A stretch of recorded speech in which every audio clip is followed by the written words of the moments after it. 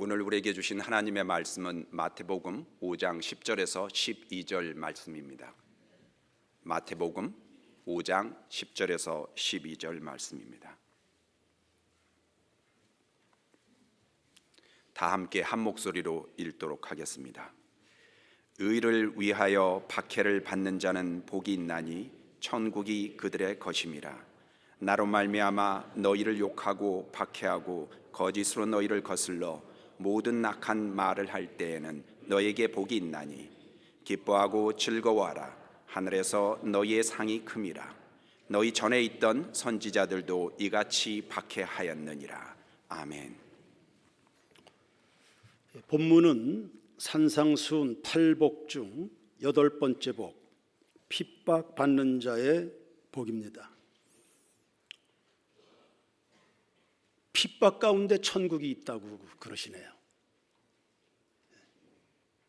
그러니까 핍박은 피할 일이 아니겠습니다. 핍박을 받는 자는 복이 있나니 천국이 저희 것입니다. 예수 그리스도를 위하여 받는 핍박 가운데 천국이 임합니다. 저는 이 복을 전도자의 복이라 부르고 싶습니다. 복음을 전하니 핍박이 있지 아무 일도 안 하는 교인에게 무슨 어려움이 있겠습니까? 너희 전에 선지자들도 이와 같이 박해를 받았다. 그 악한 세상에 하나님 말씀을 전하니 박해를 받은 겁니다. 하나님 없다. 내가 곧 신이다. 내 맘대로 살고 싶다. 그런 사람들을 향해서 회개하라고. 그러다가 망한다고. 그 귀에 거슬리는 말씀이었습니다. 그래서 핍박을 받은 겁니다. 그 선지자들이 불행했을까요? 말씀을 전하는 그곳에 핍박이, 그러나 거기에 천국이 있었습니다. 그러니 우리는 핍박을 두려워할 것은 없겠습니다. 우리가 누구인지를 잊어버리고 사는 게 그게 겁이 나는 겁니다. 제 아무리 선교사라 해도 현지에서 복음을 전하지 않으면 아무런 위협적 요소가 발생할 일이 없습니다. 성도가 핍박을 받는 이유는 그리스도인으로 살기 때문입니다. 그리고 그리스도인으로 산다는 것은 세 가지 형태가 있겠습니다. 첫째는 시련 앞에서 믿음을 지키는 것, 두 번째는 유혹 앞에 저항하는 겁니다. 세 번째는 매우 투철하게 복음을 전하는 겁니다. 흩어진 그리스도인들이 1세기 교인들이 안디옥에서 그 고난을 받으면서도 예수 그리스도를 증거했을 때 그리스도인이라는 이름을 얻게 된 겁니다. 얼마나 명예로운 이름이었는지 모릅니다. 예수를 말하기 때문에 예수 그리스도인이 된 겁니다. 저는 우영순 권사님이 간혹 생각납니다. 신앙생활을 정말 악착같이 했습니다. 마치 수로보니게 여인처럼 하나님에 대한 갈망이 남달랐습니다. 포기할 줄 모르는, 지칠 줄 모르는 그런 신앙생활을 우리에게 보였습니다. 50대 초반에 벌써 유방암으로 수술을 했습니다. 몇 년 간격으로 양쪽 가슴을 다 수술했습니다. 항암 치료 과정이 얼마나 혹독한지는 우리가 잘 알고 있습니다. 그런데 그 몸을 가지고도 예배면 예배, 봉사면 봉사, 빠지는 법이 없습니다. 무더운 여름에 그리고 차디찬 그 겨울을 지나면서도 40일 철야 100일 작정 새벽 기도를 연속적으로 쉬지 않았습니다. 그분의 그 하나님에 대한 믿음 위에 우리 세인교회가 지금 세워져 있다고 저는 생각합니다. 제 목회에 평생 잊을 수 없는 분입니다. 저 악착 같은 신앙이 어디에서 왔을까? 본래 태생적으로 기질이 그러한가? 그러나 그 기질도 하나님을 향하여 올라가니까, 하나님을 향하여 표현되니 그 기질이 아름다운 거죠. 기질 때문일까? 그건 아니었습니다. 알고 보니까 핍박을 이겨낸 믿음이었습니다. 권사님은 어린 소녀 시절부터 예수를 믿었는데 어머니의 반대가 극심했습니다. 저 몹쓸 년 어디 가서 좀 죽어버리면 좋겠다 라고 엄마가 저주를 퍼부을 만큼 그렇게 반대를 받았습니다. 그래도 권사님은 믿음을 굽히지 않았습니다. 왜요? 그렇게 구박을 받아도 예수 믿는 기쁨이 훨씬 컸기 때문입니다. 그 구박하는 어머니, 예수 믿으세요, 교회 갑시다. 결국은 그 엄마도 예수 믿고 신앙생활하다가 천국에 갔습니다. 여러분, 복음 때문에 핍박을 받는데, 그러나 그 핍박을 종식시키는 것도 복음입니다. 최후 승리를 얻기까지 주의 십자가 사랑하리. 빛난 면류관 받기까지 험한 십자가 붙들겠네. 최후 승리자가들이 되시기를 주의 이름으로 축원합니다. 핍박받는 사람은 복이 있다 했습니다. 그 복이 뭡니까? 그건 바로 좋은 믿음의 형성입니다. 좋은 믿음, 그 믿음 가지고 살아갈 때 이 땅에서도 천국을 누리죠. 믿는 자를 누가 두렵게 할 수 있습니까? 믿는 사람을 누가 흔듭니까? 우리 안에 예수로 말미암아 형성된 그 영광, 그 하나님의 나라를 누가 뺏어갈 수 있습니까? 그 금세와 내세의 약속이 있습니다. 핍박받는 자는 복이 있다.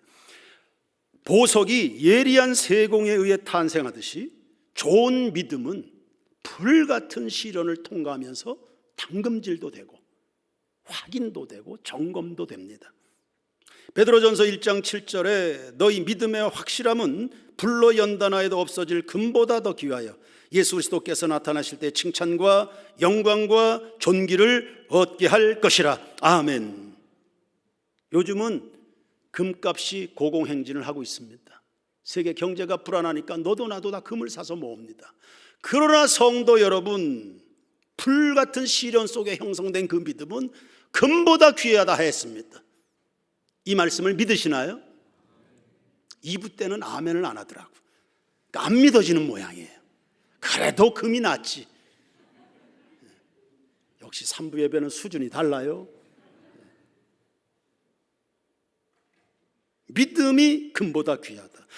예수 그리스도의 칭찬과 존귀와 영광, 우리의 인생의 성공이라는 것은 하나님 앞에 인정받아야 되는 거 아닙니까? 하나님의 칭찬과 영광이 금에는 임하지 않습니다. 믿는 자에게 임하는 것입니다. 그래서 교회는 금을 모으지 않고 믿음을 모읍니다. 믿는 자를 발생시키고 믿음을 발전시켜 갑니다. 그 믿음 속에 하나님의 영광을 볼 수 있기 때문입니다. 다니엘서 12장 3절에 지혜 있는 자는 궁창의 빛과 같이 빛날 것이요 많은 사람을 옳은 대로 돌아오게 한 자는 별과 같이 영원토록 빛나리라. 아멘. 세상에는 잠깐 빛나는 사람들 많습니다.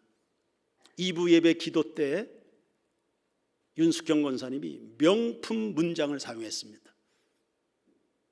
하나님 아버지, 화려하게 피었던 봄꽃들이 순식간에 사라졌습니다. 예, 세상에는 잠깐 빛나는 사람들 꽤 있습니다. 그러나 영원히 빛나는 사람은 믿는 자인 것입니다. 우리 교회 2층 식당에 가보면 전도왕 서동순 집사 명패가 붙어 있습니다. 배웠다고 해서 돈푼 깨나 있다고 해서 교회 명패 만들어주지 않습니다. 복음을 위해서 수고한 사람, 그 이름이 별같이 빛나는 겁니다.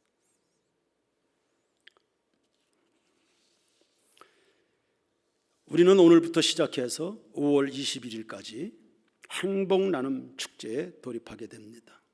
총동원 전도 기간입니다. 애시당초 우리가 사는 이 세대에, 우리가 머물고 있는 이 원주 땅에 36만 5천 명에게 복음을, 우리가 살아가는 이 시대, 이 지역에 예수 이름 한 번도 듣지 못한 채 지옥 가는 영혼들은 없게 한다. 그리고 그 중에 36,500명에겐 우리 세례를 주자. 이런 목표를 가지고 올해부터 출발을 했습니다. 성도들은 참 믿음이 좋더군요. 벌써부터 이 좁은 예배당을 어떻게 할 거냐고 걱정합니다. 새가족반 교사들은 어떻게 할 거냐, 새가족들이 공부할 수 있는 공간이 없습니다. 목사님 어떡하면. 성도들이요, 선포된 36,500명 세례, 이걸 정말 믿더라고. 자, 믿음이 보통이 아닙니다.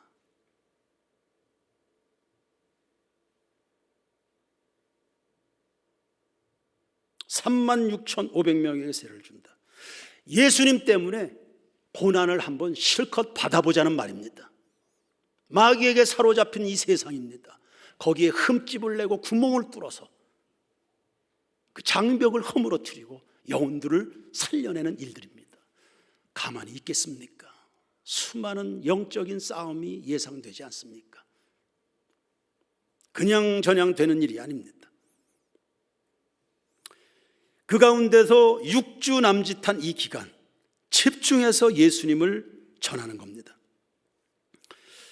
저희 교회는 1997년에 설립된 이후 지금까지 매년 이 총동원 전도를 진행해 왔습니다. 구원받는 사람이 꼭 있었습니다. 이번엔 저 가정 때문에 총동원 전도 이 기간을 지냈다. 저 사람 구원하려고 온 교회가 이렇게 용을 썼구나 싶은 열매들이 반드시 나타났습니다. 따라서 할까요? 하면 있고 안 하면 없다. 전하면 있고 안 전하면 없다. 이걸 확인하는 매년의 시간들이었습니다. 성도들은 점점 전도 체질로 바뀌었죠. 참 요즘의 슬픈 이야기들, 교회들 가운데 떠돌아다니는 이야기, 패배적인 이야기, 슬픈 이야기가 있습니다. 요즘은 교인들이 그 숫자가 줄지만 않으면 선방하는 거다, 이런 말들입니다. 얼마나 슬픈 이야기입니까? 줄지만 않으면 선방하는 거다, 그 목회 잘하는 거다, 이런 이야기들입니다. 복음을 전하지 않는데 어떻게 교회가 성장합니까? 복음을 들은 적이 없는데, 들려주는 사람이 없는데 어떻게 예수를 믿을 겁니까? 교회는 가만히 둬도 매년 10%씩 줄어듭니다. 이사를 가거나 변고가 생기거나 세상을 떠나거나, 그렇게 해서 교회는 가만히 둬도 그냥 줄어듭니다. 아무것도 안 하고 있으면 그냥 줄어듭니다. 그걸 역행하는 것이 복음 전도입니다. 복음을 전하지 않는데 어떻게 교회가 성장합니까? 예수를 전하지 않는데 어떻게 가정 복음화가 일어날 겁니까? 예수 안 믿는 가족들에게 예수를 말한 적이 없는데 어떻게 변화가 일어날 겁니까? 그리고는 현상 유지만 해도 선방하는 것이다. 이런 세상에 속고 있는 이 말들, 올해도 어김없이 우리는 행복 나눔 축제를 진행합니다. 여러분, 누가 복이 있다고 했습니까? 핍박을 받는 사람입니다. 예수 그리스도를 위해서 수고를 아끼지 않는 겁니다. 우리는 이런 거 없이 너무 점잖게 살아온 신앙 인생은 아니었을지요. 최근에 한 형제가 이야기해 줬습니다. 몇 년간 직장 생활을 같이 했는데 그분이 예수 믿는지 몰랐다. 세인교회 와봤더니 세인교회 집사더라는 거예요. 그분이, 직장 선배가. 몇 년을 같이 직장 생활했습니다. 집사인지도 몰랐고 세인교회 다니는 것도 몰랐다. 입을 다물고 사니까요.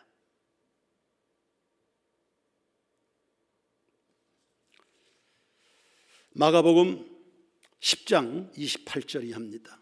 베드로가 여짜와 이르되 보소서 우리가 모든 것을 버리고 주를 따랐나이다.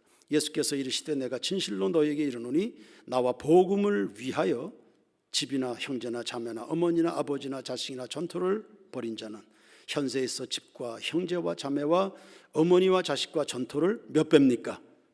몇 배입니까? 몇 배입니까? 큰 소리로 몇 배입니까? 이 100배의 복을 다 받으시길 축원합니다. 그런데 이 100배 곁에 이 박해가 붙어 있습니다. 요게 성가셔서 100배를 포기하고 사는 겁니다. 우리 그러지 맙시다. 이 100배, 이 100배 사색번성의 복을 온 교우들이 누리기를 축원합니다. 내세 영생을 받지 못할 자가 없느니라. 아멘 하시기 바랍니다.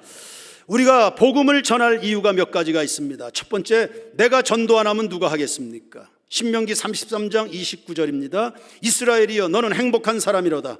여호와의 구원을 너같이 얻은 백성이 누구냐? 아멘. 이스라엘, 요 단어에 세인교회를 한번 넣어보시죠. 다 같이 다시 한번 읽겠습니다. 시작. 세인교회여 너는 행복한 사람이로다. 여호와의 구원을 너 세인교회같이 얻은 백성이 누구냐? 아멘. 3부의 대표기도한 집사님의 표현 그대로입니다.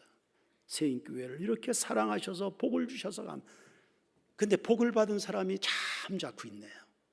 간혹 권사님들이 일부러 저에게 찾아와서 말씀을 해줍니다.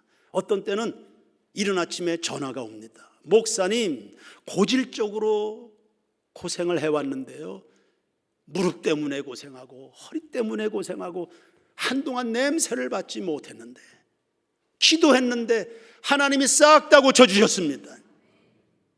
말을 해주니까 제가 알죠. 말 안 하면 누가 합니까? 하나님하고 고침받은 본인만 알지. 근데 예수 믿으면 이렇게 좋은 거구나 말해주니까 아는 거죠. 예수 믿어서 이렇게 행복한 사람들이 입을 다물고 사는데 누가 그걸 알 겁니까? 엊그제 저녁 식사를 하면서 현창욱 집사님이 이런 이야기 했습니다. 요즘에 저녁 때 차를 몰고 나가도 부인 집사님이 하나도 걱정하지 않는다. 당연히 장로님들 만나고 성도들 만날 거니까, 술 먹을 걱정이 없으니까. 목사님, 원주에 내려와서 참 행복합니다. 매주 은혜 받고 있습니다. 원주에 내려와서 제가 비로소 제대로 신앙생활합니다. 말을 해주니까 아는 거죠. 말을 해주니까. 이 꾹 다물고 있으면 그걸 누가 알 겁니까? 그의 삶에 일어난 예수로 말미암는 변화들, 이 행복을 누가 알 겁니까? 말을 해야 아는 거지.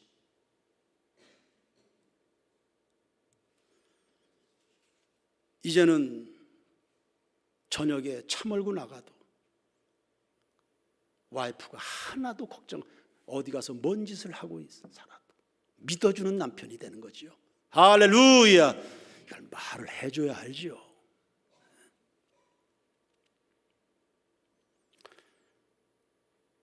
이단들이 얼마나 열심히 합니까?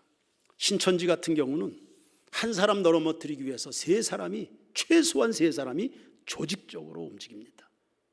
심한 경우에는 십수명이 그 한 사람 꼬시기 위해서요, 전략적으로 고민하면서 움직입니다. 그 가짜 가지고도 이렇게들 애를 쓰는데 진리 가진 우리가 게을러서 되겠습니까? 지금도 주변에는 못 들어서 안 믿을 뿐이죠. 말만 하면 믿을 사람이 굉장히 많습니다. 오래전에 두란노 생명의 삶에 실린 글입니다. 장병두라는 할아버지가 성탄절에 서울 온누리교회에서 세례를 받았습니다. 그동안은 교회 근처도 가지 않았던 어른이었습니다. 그런데 누군가 전해준 예수 이야기를 듣고 예수를 영접하게 된 겁니다. 한 의사였습니다. 많은 환자들을 만나보았습니다. 환자들을 진료하면서 그가 발견한 것 한 가지, 예수 믿는 환자들은 중한 병인데도 걱정들이 없다고 합니다. 없었답니다. 불안해하는 것을 보질 못했다. 그런데 예수 믿지 않는 환자들은 살병, 충분히 살병인데도 겁을 집어먹고 벌벌 떨었다는 거예요. 야, 이런 차이가 있구나. 그러다가 본인도 점점 나이 들어서 죽을 날이 가까웠습니다. 내가 이제 뭐라도 하나 믿어야 될 텐데 어느 신을 믿을까 고민하고 있는 그 타임에 예수 믿으세요. 복음을 전해준 겁니다. 주저없이 그 자리에서 그가 구주를 영접했노라고 이렇게 말하는 겁니다. 내가 정말 찾던 길이 바로 이 길이다. 이런 생각 속에 세례를 받기로 작정한 겁니다. 그는 세례 받으면서 이렇게 고백했네요. 결혼식보다 중요한 것이 세례식이다. 아멘 하시기 바랍니다. 결혼식보다 중요한 것이 세례식이다. 인생에 있어 하나님을 만나는 것보다 더 중요한 것이 있겠는가. 나는 이 날이 오기를 정말로 기다렸다. 사람들은요, 겉보기와는 다른 겁니다. 영혼이 목말라 있는 겁니다. 수많은 문제에 휩싸여서 걱정과 불안 속에 지쳐가는 이웃들, 인생의 답도 모르고 길도 몰라서 누군가가 말을 해주기를 기다리는, 제발 좀 알려주길 바라는, 다 예수 믿고 구원받아야 될 사람들인데 우리가 잠자코 있는 그 사이에 이단들이 채가는 겁니다. 복음 전하는 일은 얼마나 보람이 있습니까? 며칠 전 한 청년이 제게 물었습니다. 목사님, 목회가 힘들지 않으세요? 이 청년은 우리 교회 온 지 1년이 됐을까요? 1년도 채 안 됐을 것 같은데, 이태 전이었습니다. 직장의 선배입니다. 역시 직장의 선배였습니다. 서울로 발령이 나서 떠나는 직장의 선배가 너 예수 믿더라. 지속적으로 권면을 했습니다. 너 예수 믿더라. 예수 믿더라. 너 직장 예수 믿더라. 코로나가 한참 기승을 부릴 때죠. 지난 이때 교회 가면 안 된다고 그렇게 들었으니까 1년 동안 유튜브 설교를 들은 겁니다. 그러다가 드디어 세인교회에 이제 등록해서 너 세인교회 와서 이제 신앙생활을 하게 됐는데, 이 형제를 보니까 수요 예배도 금요 기도에도 와서 그렇게 진지하게 예배를 드리는 겁니다. 저 형제가 누굴까? 낯선 얼굴인데. 말씀을 전하면 메모하면서 설교를 듣습니다. 기도를 하면 눈이 벌개지도록 울면서 그렇게 기도합니다.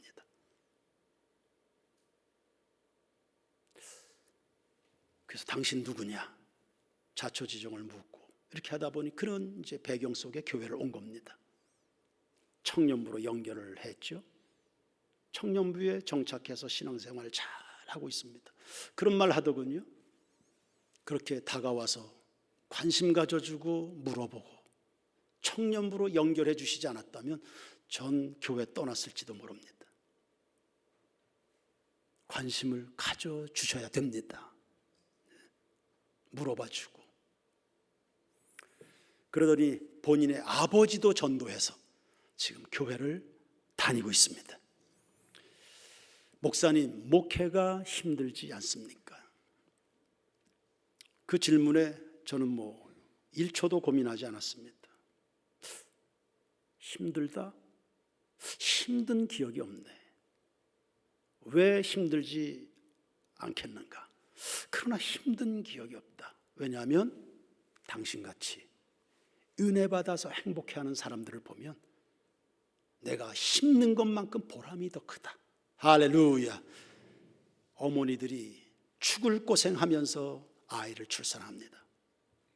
그런데 그 아이가 예쁘게 자라나는 것을 보면 해산의 수고에 대한 기억을 잊어버리지 않습니까? 그와 같이 목회가 왜 힘들지 않겠나? 세상에 만만한 일이 어디가 있겠습니까? 그런데 당신처럼 예수 믿는 그 영혼을 보면 I'm happy. 할렐루야. 예수 위에서 사는 길은 분명 고난이 따르지만 나타날 영광과 좋게 비교할 수 없는 줄로 믿습니다.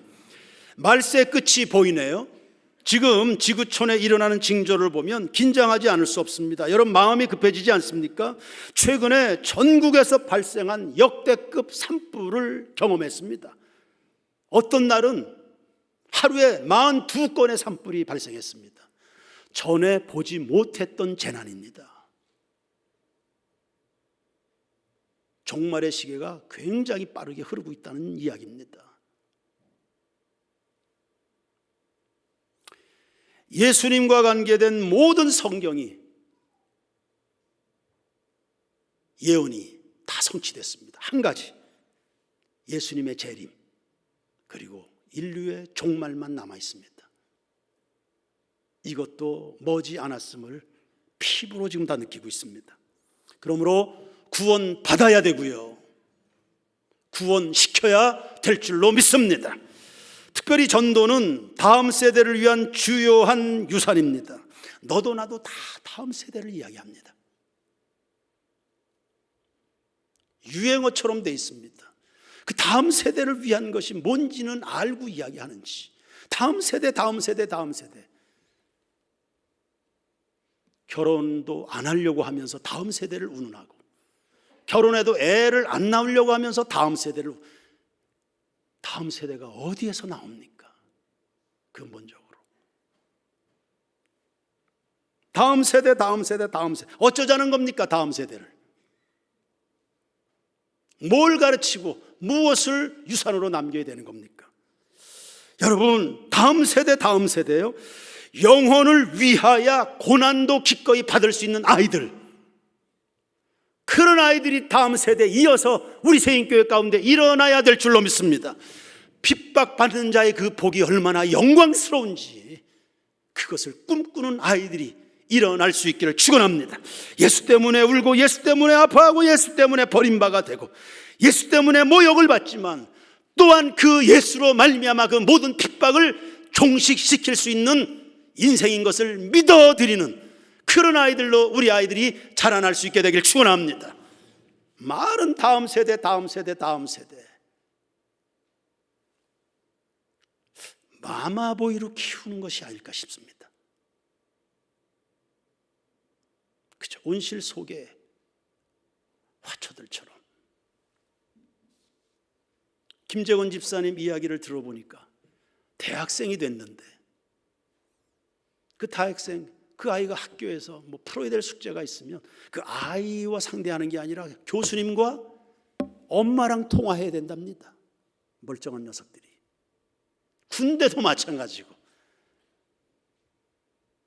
뭔 일이 생긴다, 그럼 부대에서 내서 충분히 해결을 해야죠. 그런데 부대장과 엄마가 대화를 하는 겁니다. 기독학교는 어떤가요? 아이들이 알아서 잘할 텐데 왜 부모들이 자꾸 끼어듭니까? 알아서 할 텐데.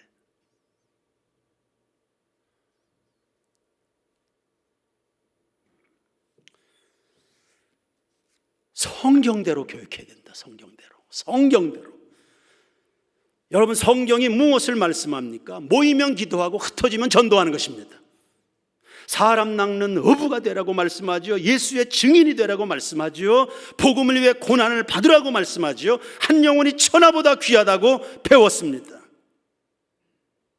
요즘 청소년들에게 묻습니다. 장차 뭐가 되고 싶으냐? 그럼 돈 벌어서 부자 되고 싶은 거예요. 일도 고민 없이 대답합니다. 아이들이 스타가 돼서 돈 많이 버는 거예요. 다 우리가 그렇게 가르쳤습니다. 마약을 뿌려대서 돈만 벌 수 있다면 학원 가는 아이들에게도 마약을 주잖아요. 마약을 먹이고 몰래 먹이고, 그리고 그게 그렇게 뿌려대면 알바비를 많이 준다 그러니까 알면서도 그 돈 받으려고 젊은 애들이 그 운반책을 합니다. 이런 세대 속에 우리가 삽니다. 누가 이 세상을 그렇게 만든 겁니까?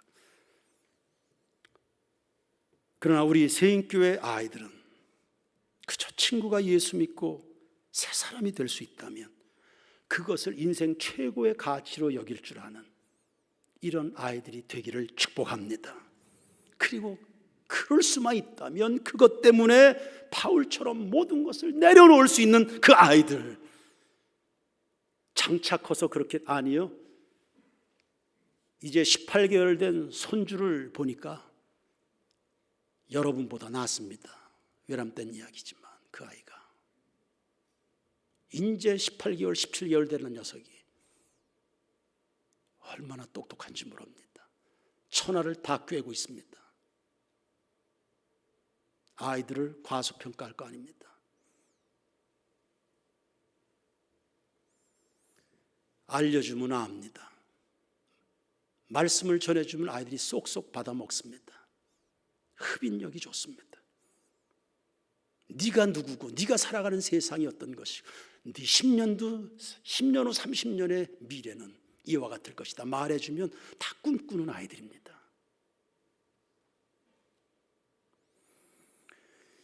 모든 사람이 다 이 세상 나라를 바라볼 때 우리 세인교회 교회학교 아이들은 하나님 나라를 입에 달고 살아가는 그런 아이들이 되기를 축복합니다.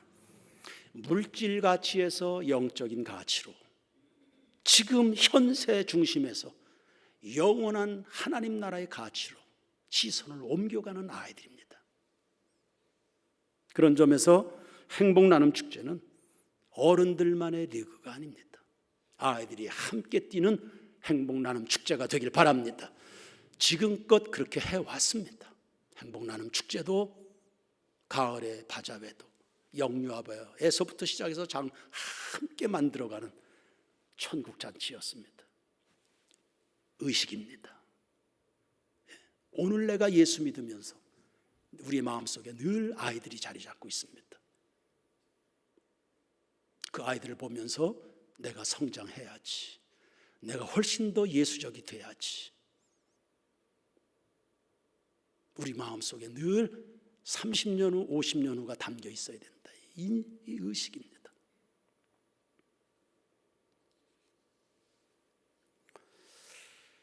근본 행복 나눔 축제를 위해서 준비할 사항들이 있습니다. 첫 번째, 복받을 준비하시길 바랍니다. 의를 위하여 핍박받는 자는 하늘의 상이 크다 했습니다. 큰 상 한번 받아보는 여러분 모두가 되길 축원합니다. 두 번째, 목표를 세우십시오. 이번 기간에 반드시 가정 복음화를 이루겠다. 목표를 세우시길 바랍니다. 그 일이 그렇게 중요한 것을 알면 무관심하거나 한 번, 두 번 해보다가 중단할 수 있겠습니까? 이 일이 그렇게 중요한 줄로 알면 하나님 우리 모두의 마음속에 구령의 열정을 부어 주시옵소서. 근본 기회에 직장의 복음화를 이루어버리라. 아멘 하시기 바랍니다. 그리고 이번에 총동원 전도 주간을 통해서 우리가 다니는, 내가 다니는 직장에 신우의 예배를 발족시켜 보겠다. 아멘 왜 안 하십니까? 아멘대로 될 줄로 믿습니다. 나 혼자 아니요, 나와 함께 매일 혹은 일주일에 한 번이라도 내가 출근하는 직장에 신우의 예배가 드려지는, 그리고 신우의 예배 드릴 수 있는 인원이 늘어나는 그런 총동원 전도 기간을 만들어 보겠다. 이번 기간에 적어도 몇 명은 초청하고 몇 명은 열매를 맺으리라. 그리하여 내년 봄에 세례 받을 사람들을 준비한다. 왜냐하면 1년이 지나야 세례 받으니까요. 여러분 목표를 세우시길 바랍니다. 이 땅에 어떤 성취도 목표 없이 되는 법은 없습니다. 아이들 공부를 시켜도 첫 번째 하는 게 뭡니까? 너 학습계획서 작성해봐라. 목표를 세우는 겁니다. 계획하는 거. 주님이 이거 하나 원하십니다. 교회에 여러분에게 원하는 거 이거 한 가지입니다. 하나님이 이토록 원하시는 이 한 가지. 이 한 가지에 무심하게 살면 되겠습니까? 이거 한 가지 원하신다는데, 사람 하나 살리는 거 그거 원한다는데, 네 남편이 예수 믿길 원한다는데, 그래서 관리할 필요도 없이 차를 몰고 나가든 무슨 일을 하든 전혀 걱정 없는 성령에 붙들려 살아갈 내 남편, 우리 아이들, 주님 그거 하나 원하신다는데 여러분 이 소원 하나 이루어지지 못합니까? 목표를 세우시고, 세 번째는 그 목표를 위해서 기도하시길 바랍니다. 그 목표가 약해지지 않도록, 흔들리지 않도록 계속 힘을 공급하는 게 기도거든요. 골로새서 4장 2절과 3절입니다. 다 같이 읽겠습니다. 시작. 기도를 계속하고 기도에 감사함으로 깨어 있으라. 또한 우리를 위하여 기도하되 하나님이 전도할 문을 우리에게 열어주사 그리스도의 비밀을 말하게 하시길 구하라. 아멘.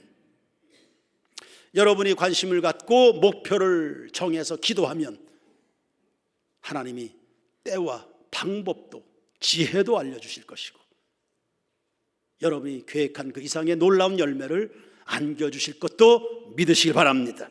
우리에게 다른 행복이 있습니까? 잠깐 피었던 그 화려했던 봄꽃이 어느새 다 사라졌습니다. 그렇다면 우리에게 예수 외에 다른 행복이 있는 겁니까? 그 행복을 나누는 것, 그게 행복 나눔 축제입니다. 여러분 충분히 나누시기를 주의 이름으로 축원합니다.